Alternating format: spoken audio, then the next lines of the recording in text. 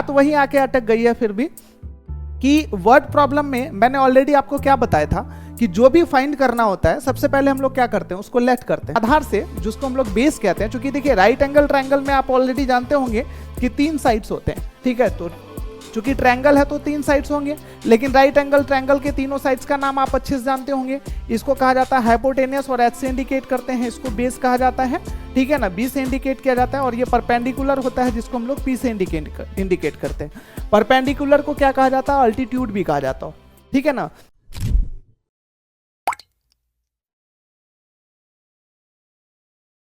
Hello dear students, कैसे आप लोग? आई होप कि आप सब बहुत मस्त होंगे और ज़बरदस्त होंगे। आप अपने एग्जाम के लिए बहुत अच्छे से प्रिपेयर कर रहे होंगे। जैसा कि आप सभी को पता है कि अभी क्वाड्रेटिक इक्वेशन के चैप्टर जो हैं क्लास 10th के मैथ का, उसको हम लोग उसमें जो भी इंपॉर्टेंट अपने पास कंसेप्ट है बारी बारी से उसको कंप्लीट करते जा रहे हैं, ठीक है। ऑलरेडी हमारा टोटल 5 लेक्चर जो है अपने यूट्यूब चैनल एडरल क्लासेस के यूट्यूब चैनल पे अपलोडेड है। यदि आपने अभी तक उस वीडियो को नहीं देखा है तो सबसे पहले जाके आप उस वीडियो को देख लीजिए, क्योंकि उसमें जितने भी बेसिक कॉन्सेप्ट्स थे वो सारा हमने ऑलरेडी डिस्कस किया हुआ है, ठीक है। तो लास्ट क्लास में हमने जैसा कि वर्ड प्रॉब्लम के कुछ क्वेश्चंस को कंप्लीट किया था, और वर्ड प्रॉब्लम के क्वेश्चन को किस तरीके से सॉल्व करना होता है, उसमें सबसे पहले आपको क्या सोचना होता है, यदि क्वेश्चन है तो क्वेश्चन में सबसे पहला स्टेप आपके सॉल्यूशन का क्या होने वाला है, ये सारी डिस्कशन हमने किया था। आज अपने पास कुछ और भी इंपॉर्टेंट वर्ड प्रॉब्लम के क्वेश्चन है जिसको इस क्लास में हम लोग कंप्लीट करने वाले हैं, ठीक है। तो चलिए, अपने पास सबसे पहला जो आज की क्लास के लिए क्वेश्चन होने वाला है वो आपके बोर्ड के सामने लिखा हुआ है। आप एक बार फटाक से इस क्वेश्चन को पढ़िए और देखते हैं हम लोग इस क्वेश्चन को आखिर किस तरीके से सॉल्व करेंगे। देखिएगा, कहता है कि the altitude of a right angle is 7 centimetre less than it's base, ठीक है ना।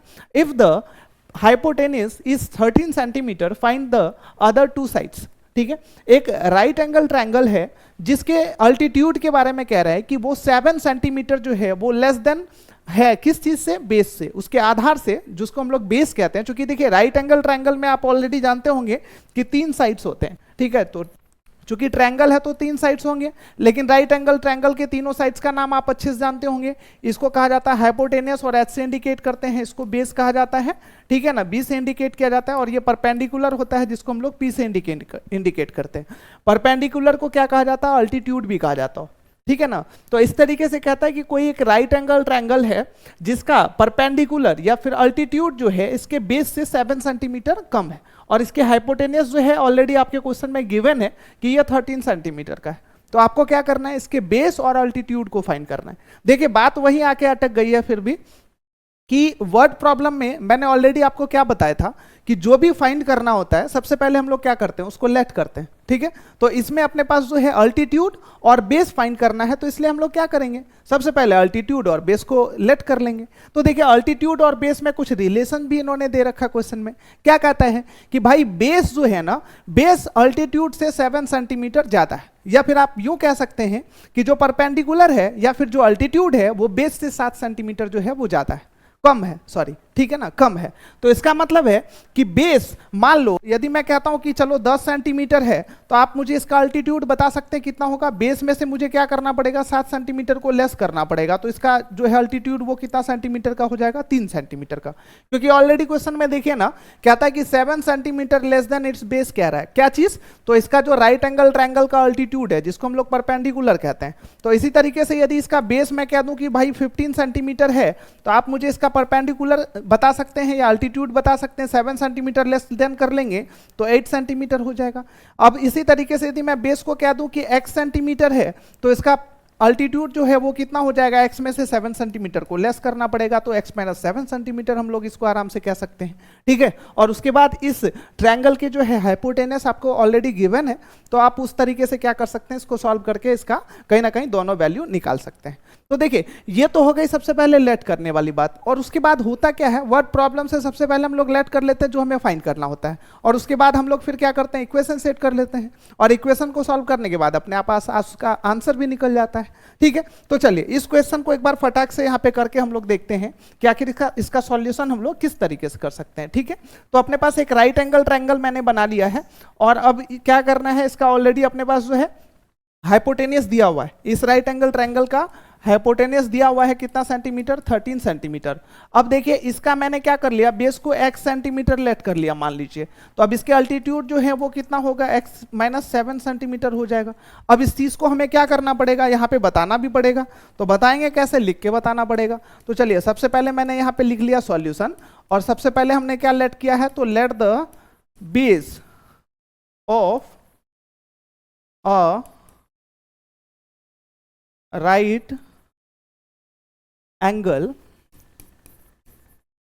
ट्रायंगल बी क्या, x सेंटीमीटर, ठीक है ना, एंड अल्टीट्यूड इक्वल्स में कितना हो जाएगा, x माइनस में क्या, 7 सेंटीमीटर।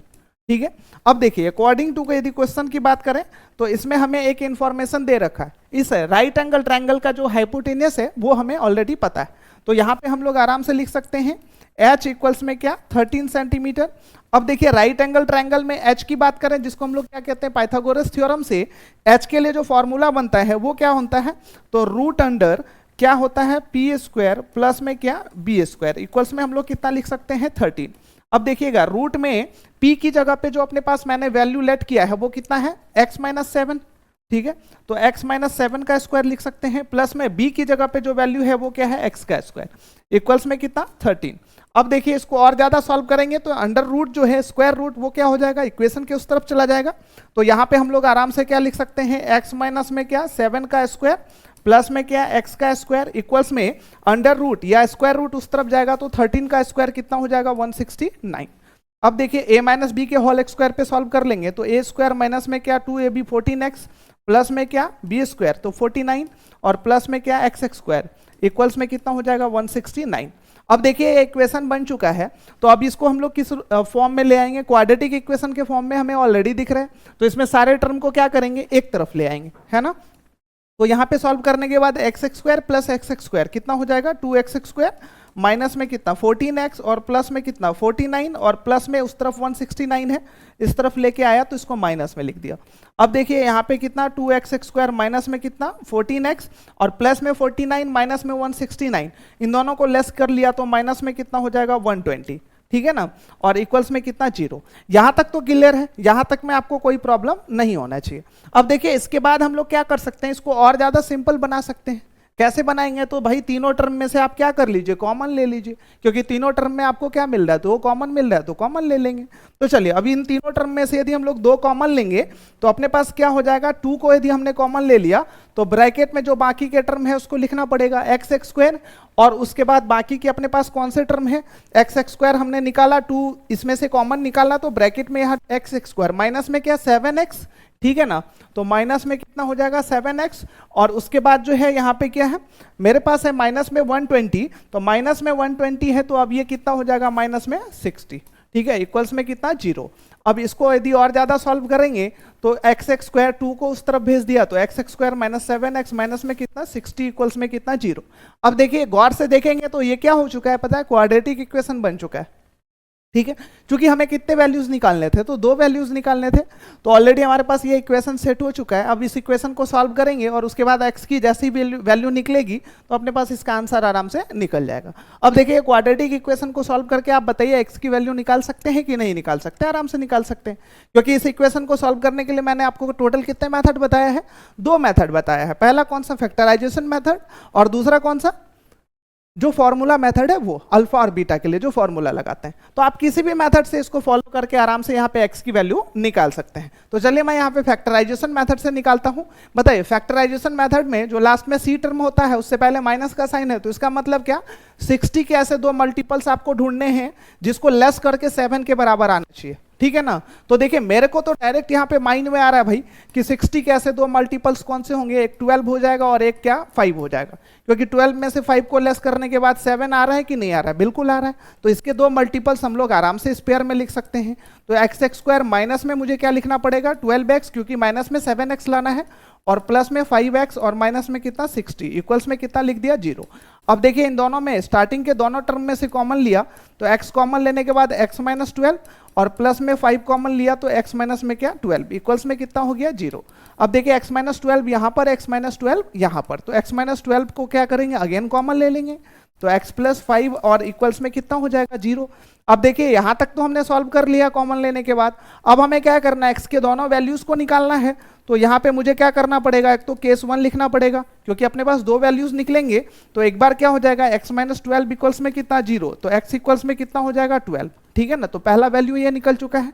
और केस 2 की बात करें तो केस 2, अब एक बार मैंने क्या कर लिया, इसको उस तरफ भेजा था तो अपने पास x माइनस 12 इक्वल्स में 0 हुआ था। अब अगेन मैं क्या करूंगा, x माइनस 12 को उस तरफ भेजूंगा तो अपने पास जो है x प्लस 5 इक्वल्स में कितना 0। तो x की वैल्यू जो है यहां से कितना आने वाला है अपने पास, माइनस में 5 आने वाला है। तो देखिए x के दो वैल्यूज अपने पास आ चुके हैं। और आप यदि क्वेश्चन थोड़ा सा आपको याद होगा तो क्वेश्चन में क्या निकालने के लिए बोला गया था, क्वेश्चन में निकालने के लिए बोला गया था कि राइट एंगल ट्रायंगल के जो बेस है और जो अल्टीट्यूड है दोनों की वैल्यू हमें फाइंड करनी थी, ठीक है ना। तो यहाँ पे एक x की वैल्यू जो है वो प्लस में है, दूसरे की वैल्यू किस चीज में है, माइनस में। इसका मतलब है कि हमें जो अल्टीट्यूड है जिसकी हाइट है, ठीक है, तो हाइट का लेंथ जो होगा कभी भी आप ये एक्सपेक्ट कर सकते हैं कि माइनस में होगा, बिल्कुल नहीं हो सकता है। तो हमें यहाँ पे कौन से वैल्यूज को जो है वो लेके चलना है, हमारे लिए कौन सा वैल्यू जो है यहाँ पे करेक्ट है, तो भाई इसके पॉजिटिव वैल्यूज को हमें लेके कंसीडर करके चलना है। तो अब इस तरीके से मैं इसका आराम से लिख सकता हूं क्या आंसर में, हैंस बेस, सबसे पहले बेस लिख दिया, base of a right angle triangle equals में क्या, x इक्वल्स में कितना 12 सेंटीमीटर।